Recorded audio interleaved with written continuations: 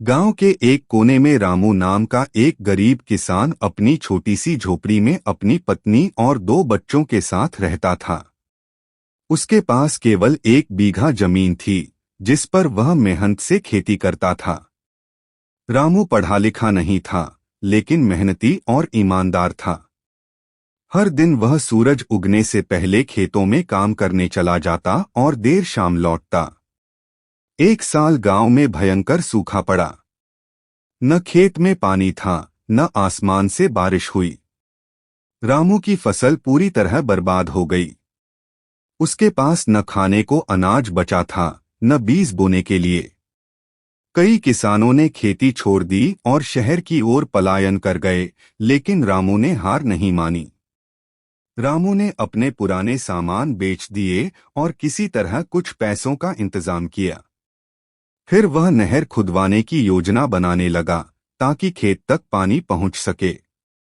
गांव के लोग उसकी हंसी उड़ाते थे, लेकिन रामू ने उनकी बातों पर ध्यान नहीं दिया। उसने अकेले ही नहर खोदना शुरू किया। दिन रात मेहनत करता रहा। अपने खून पसीने से उसने 2 महीने में नहर तैयार कर दी। जब बारिश आई तो रामू के खेत में पानी भर गया और उसने समय पर बीज बो दिए। मेहनत रंग लाई। कुछ ही महीनों में खेत हरियाली से भर गया और रामू की फसल लहलहाने लगी।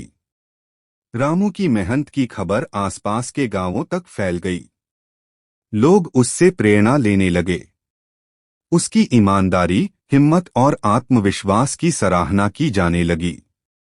गांव के कई लोगों ने रामू से सलाह लेकर अपने खेतों को सुधारना शुरू कर दिया। धीरे धीरे रामू की आर्थिक स्थिति सुधरने लगी।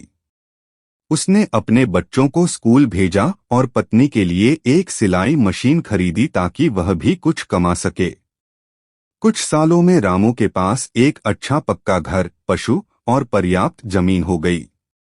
रामू का सपना था कि उसका गांव आत्मनिर्भर बने। उसने किसानों को संगठित किया और एक सहकारी समिति बनाई, जिससे वे एक दूसरे की मदद कर सकें। सरकारी योजनाओं का लाभ उठाने में भी वह सबकी सहायता करने लगा।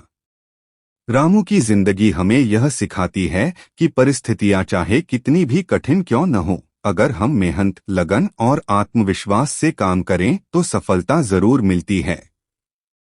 वह आज भी एक साधारण किसान है, लेकिन लोगों के लिए एक मिसाल बन गया है।